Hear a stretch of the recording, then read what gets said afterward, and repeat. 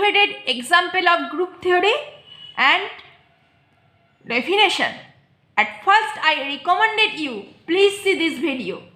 If you don't know the definition and example of group theory properly, then it will be difficult to understand group theory clearly. So, see this video. I have given the link of this video in my description box. Okay? Let's see other interesting example of group theory. M cross n matrices. Set of M cross n matrices. Okay? This is group under addition. Okay? Why this is group? This is easy to check. You can always add two matrices. Let us consider 2 cross 3 matrices A11, A12, A13, A21, A22, A23 plus A31, A32, B11, B12, other matrices B13, B21, B22, B23. If you add pairwise, then this sum always will be a matrices. You can add the element component wise A11, B11, A12, B12, A13, B13, A21, B21 up to A23, B23. Okay, this is always be a matrix.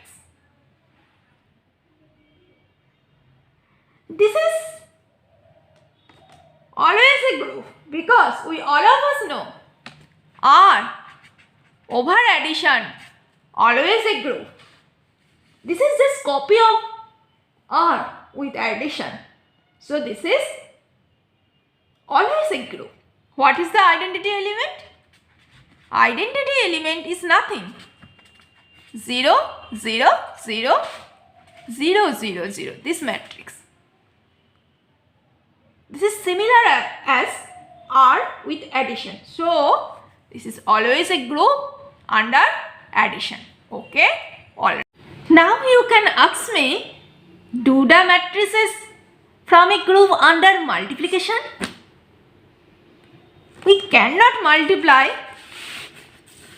2 cross 3 with 2 cross 3. So, restrict our attention to square matrices. But square matrices MNR is not a group under multiplication. Why? Because not every matrices has inverse. You all of us know. So, under multiplication, square matrices not always a group. Okay? Now, let's look at other group which I called general linear group of order n, which is written as GLNR. It represents the group of all n cross n matrices with non-zero determinant under matrix multiplication. Okay? And this is always a group because since here the determinant is non-zero, so in this group always exists inverse. Okay. Now let's check the group axiom of GL2R. That means non-zero determinant with 2 cross 2 matrices. 2 cross 2 real matrices closed under matrix multiplication. Okay. And matrix multiplication always associative. That means A times B times C equal to A times B times C. This is the identity matrix. So A times I equal to I times A equal to A. What is the inverse? Since the matrix does not have zero determinant, that means every matrix has a multiplicative inverse, and this is the multiplicative inverse of these matrices. Okay, let's look something interesting fact. Suppose there is two matrices, A equal to 0 1 2 minus 3, B equal to minus 3 4 5 minus 2. What is AB? AB equal to 5 minus 2 minus 21 40, and BA equal to 8 minus 15 minus 4 11. Okay, here notice AB not equal to BA. So commutativity is not necessary property of any group.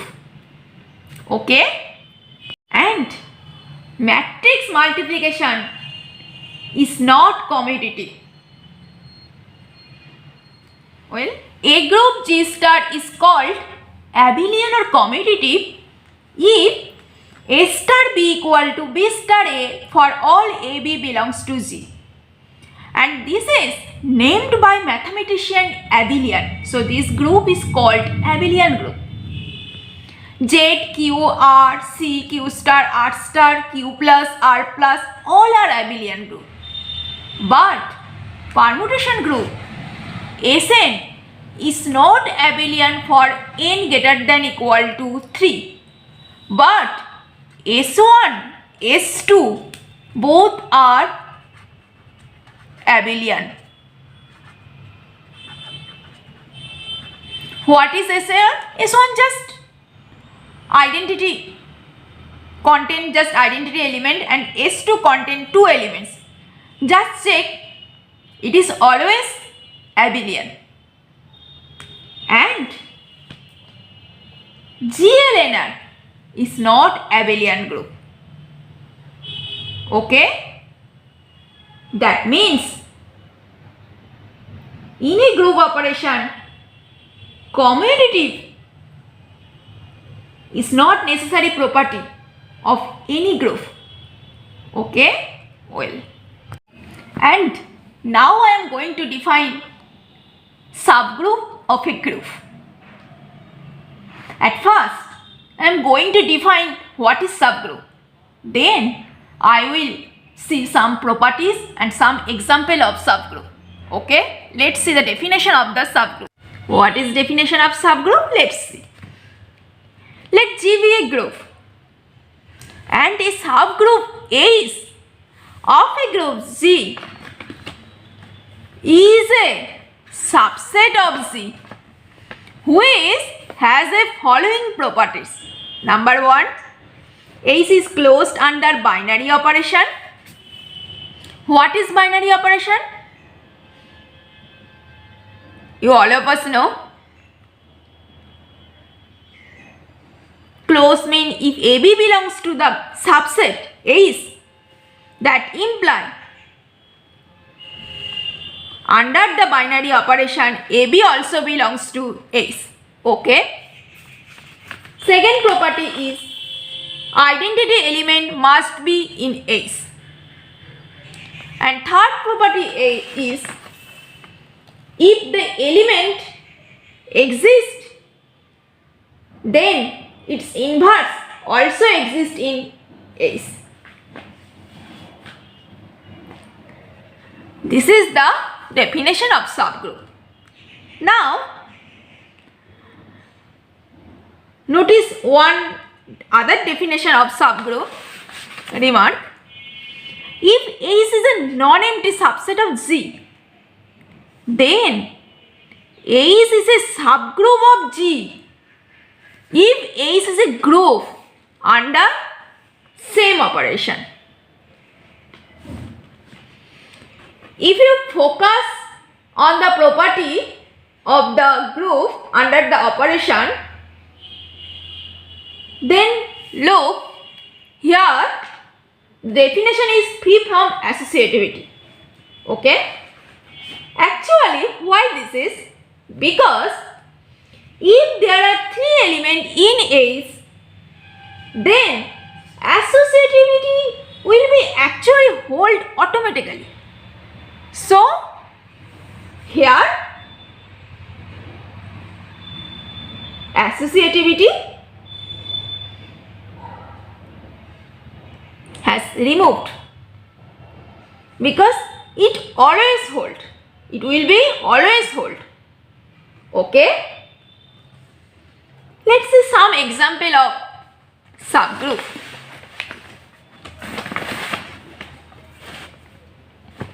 Z plus under addition is a subgroup of Q plus. Notice Z is a subset of Q and Q is a group and Z also a group, and here the same binary operation. So this is subgroup of Q under addition. Similarly, Q under addition is a subgroup of here R under addition. Similarly, Q star under multiplication is a subgroup of R star under multiplication or C star under multiplication. Now, Z star is not a subgroup of Q star under multiplication. Why? Since Z star does not admit inverse. Okay?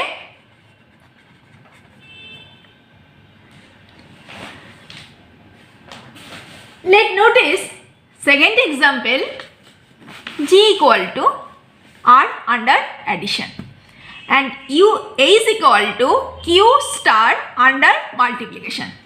Look, A is a subset of G and A is also group, we all of us know, but A is not a subgroup of G. Why? Because here the binary operation different. Here the binary operation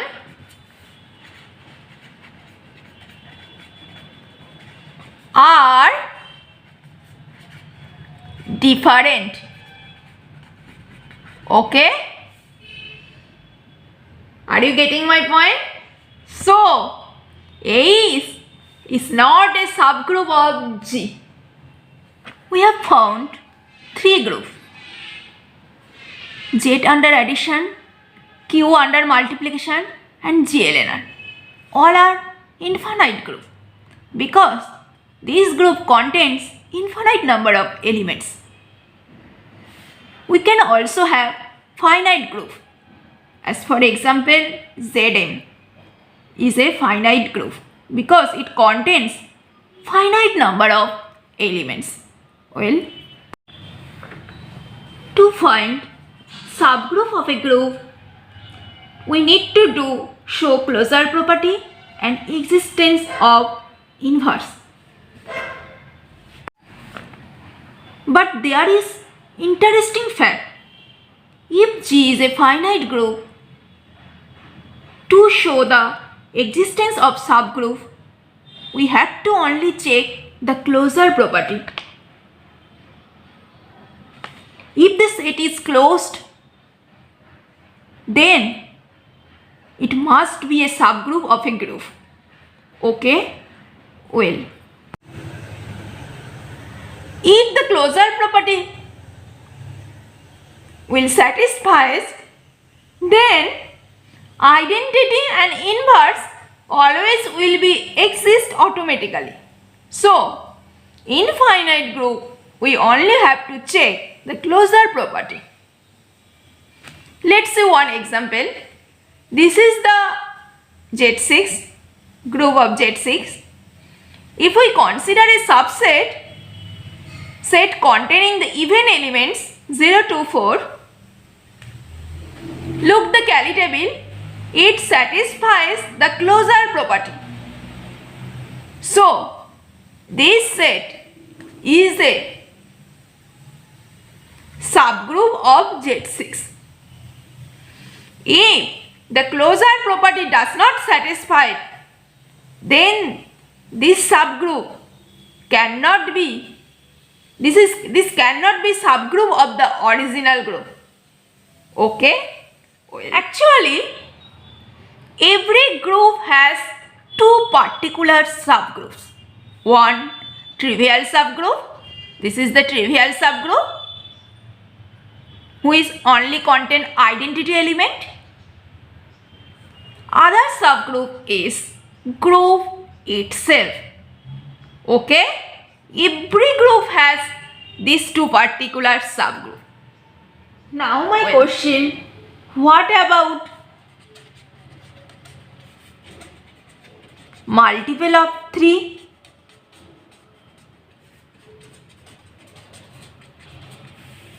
Let us consider a subset 3Z, which is equal to 3n such that n belongs to integer. This is the set -6, -3, 0, 3, 6, 9, so on. Okay? Is this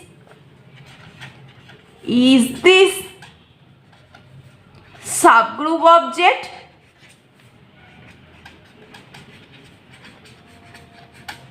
Is it true?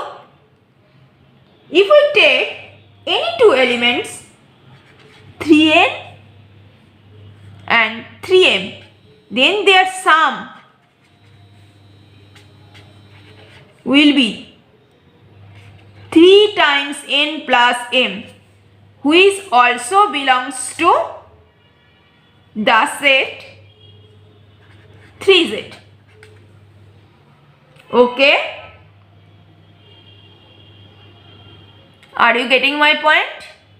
Alright.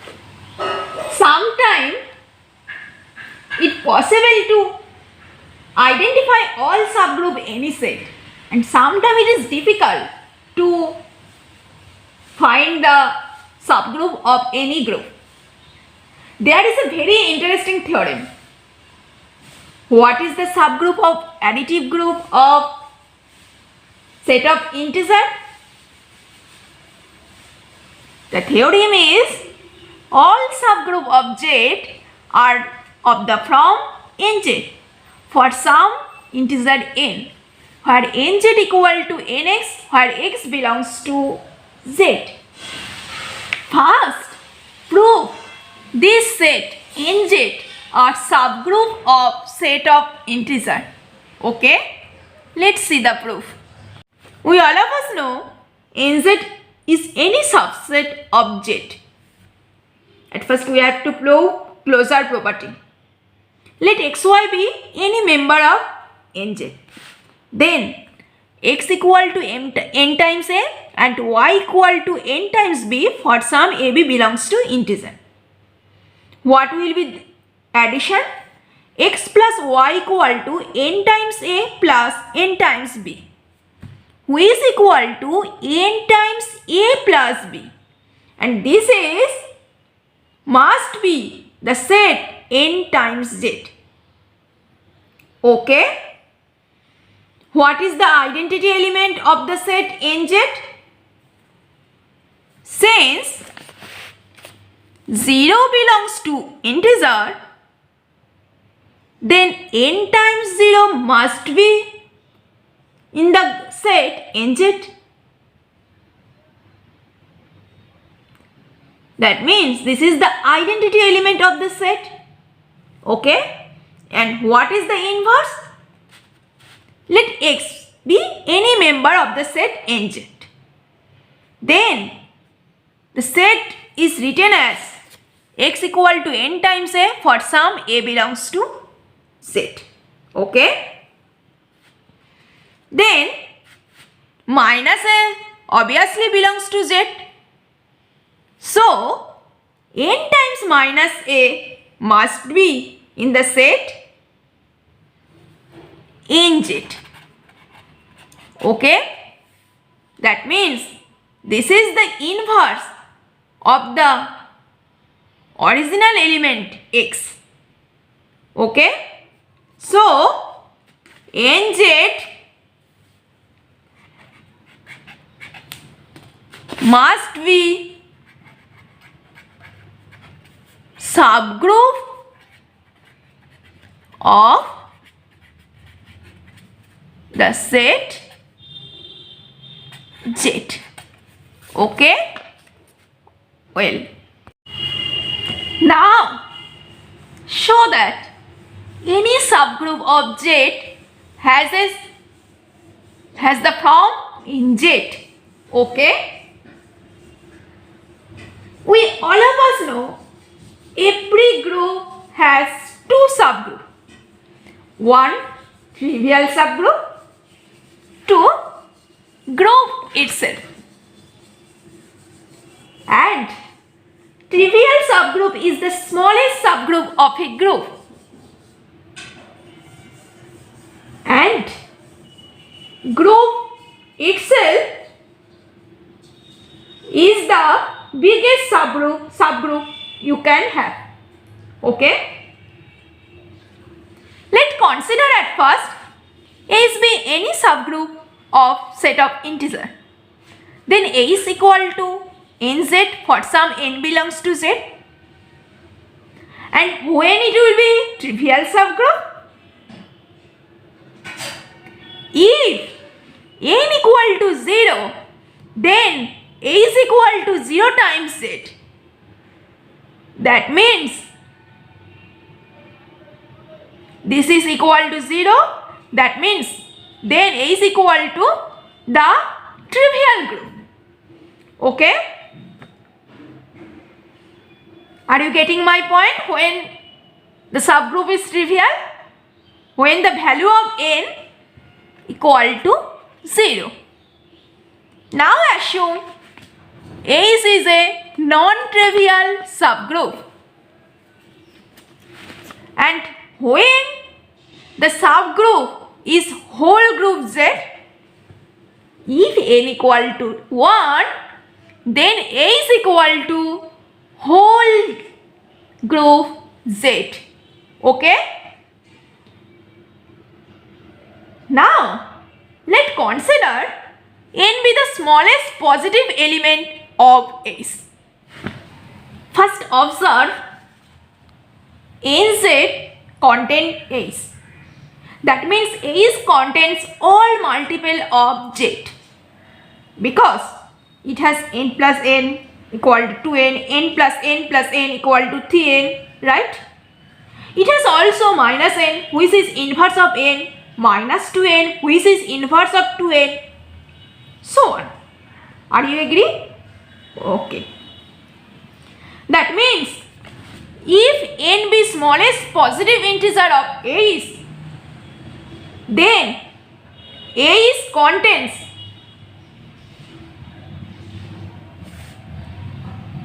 all multiple of Z, and it is closer by addition and inversion. Okay. Well, now we want to show A's contents in J. Suppose there are something else in capital S. Let A's belongs to A's and A is equal to n times Q plus R. That means A is equal to some multiple of n with some remainder R, where R with condition 0 less than equal to R strictly less than n. Okay, this is very important. And for some QR belongs to A's. If you think element of the group in the real line, this is 0, this is n, this is A's, this is 2n, this is 3n, 4n, 5n. That means A's is squeezed between multiple of n. We have to claim R equal to 0. Then A's must be contained in Z. Okay? Are you getting my point? Here R belongs to A's. Also A's belongs to A's.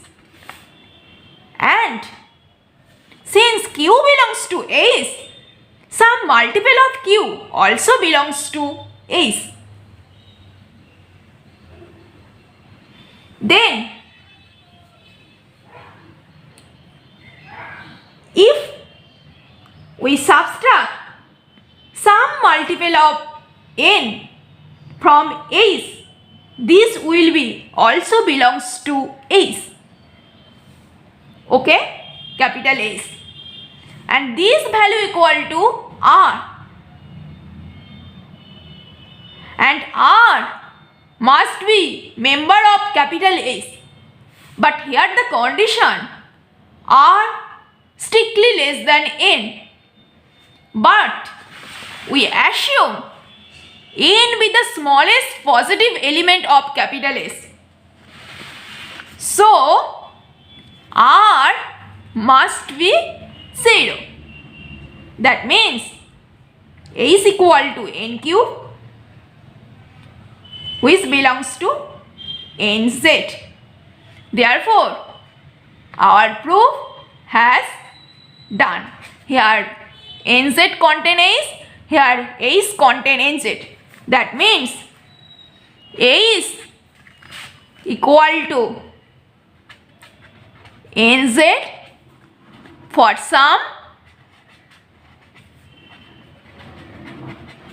n belongs to integer. Okay? Well, now let's see the group Z4 of addition modulo and find the subgroup of this group. Okay? At first, find the subset of this subset. This is containing one element. Okay? This set is containing two elements. This is containing three elements. And this is the whole set. Okay? And among this subset, which are the subgroup of Z4? Let's check now. At first, cancel those subset which does not contain identity element 0. That means cancel this, cancel this, cancel this, cancel this, cancel this, this. Okay? Now, see this subset. This is 3 plus 3 equal to 6, which is congruent to 2 modulo 4. And 2 does not belongs to this subset. So this is also not closed. So cancel this. Now the cancel this subset which contain 1. Look. Here 1 plus 1 equal to 2, which does not contain in this set. This is also cancel. Here 2 plus 3 equal to 5, which is congruent to 1 modulo 4. This cancel this. This is 1 plus 1 equal to 2, which does not contain in this set. So cancel this. 2 plus 1 equal to 3, which also does not contain in this set. So cancel this. Then only subgroup 0, that means trivial subgroup, and the whole element, that means groups itself, and only proper subgroup the set containing the elements 0 or 2. Why this is proper subgroup? Because it contains identity element also closed. 2 plus 2 equal to 4, which is congruent to 0, and each element has own inverse. Okay, that means this is subgroup of Z4. Let's draw the diagram of this subgroup of Z4. This is Z4 under addition modulo 4. This has a subgroup set containing 0 to under addition modulo 4. And this subgroup also has a subgroup set containing singleton set 0 under addition modulo 4. Okay? And this group, that means trivial subgroup, actually subgroup of this group. This trivial subgroup also subgroup of this group, and this group also subgroup of this group. So this is the subgroup diagram of Z4. Okay?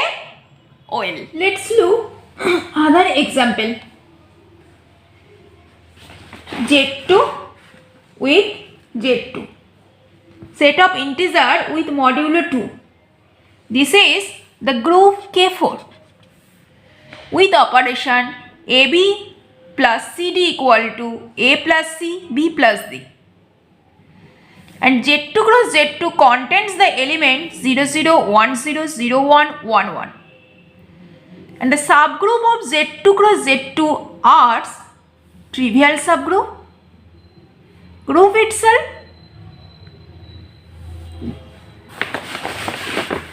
the set containing 0, 0 and 0, 1. Look, this is the identity element and this satisfies if closure property also. This is also subgroup 0, 0 containing 0, 0 and 1, 0. And this is the subgroup of Killen-Ford group. Well, now let's say I want to add these 3 elements. After adding these 3 elements, I will get 1, 1. So this is not closed if we add these 3 elements. So this is not a subgroup. Okay? Now you can say add these three elements. After adding, I will get this element. This is also not in this subgroup, so I cannot add this. If similarly, if I want to construct a subgroup with 0, 0, this and this, then I will get this element, which is similarly not in the element of this subgroup. So, set containing 3 elements are actually cannot have a subgroup. So, only this is our set containing 2 elements are the subgroup of the Killenford group. Okay? Now, let's see the subgroup diagram of the Killenford group. This is the original group and there exists 3 different subgroups which does not contain other subgroup. So they are 3 different. This is one subgroup.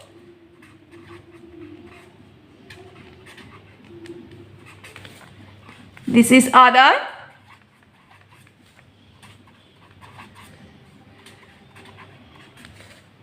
And this is another subgroup.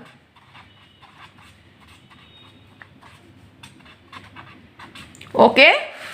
And both 3 subgroups contain trivial subgroup. So this is trivial subgroup. This is the subgroup diagram of the Killenford group. Now, let's see the subgroup of a permutation group S3. We all of us know what is S3. This is the S3 which I have discussed in my previous video briefly. Now let's say the subgroup. S1 equal to trivial subgroup, S2 equal to E12. If I consider S3 equal to E1213, then this is subgroup. It must be satisfy the closure property. Then after multiply this cycle, I will get 1 goes to 3. Here 3 goes to 3, that means 1 goes to 3. 2 goes to 2. Here 2 goes to 1, that means 2 goes to 1. 3 goes to 1. Here 1 goes to 2, that means 3 goes to 2. And this is our result. So we have to include this cycle for showing this is subgroup. Now, if I multiply 1, 3 with 1, 2, then I will get 1, 2, 3. Same method. Then we have to include this and after multiplying 1, 2, the cycle 1, 2 with 1, 2, 3, then the result will be 2, 3. Then if we add all this cycle, then it will be subgroup. And this is nothing. This is totally whole S3. Okay? That means this subgroup is S3 itself. Let's see other subgroup. Similar to S2, we can write the subgroup. We can construct the subgroup S4 equal to E13, S5 equal to E23 and S6 equal to E123, 132. Okay? And this is called A3. equal to even permutation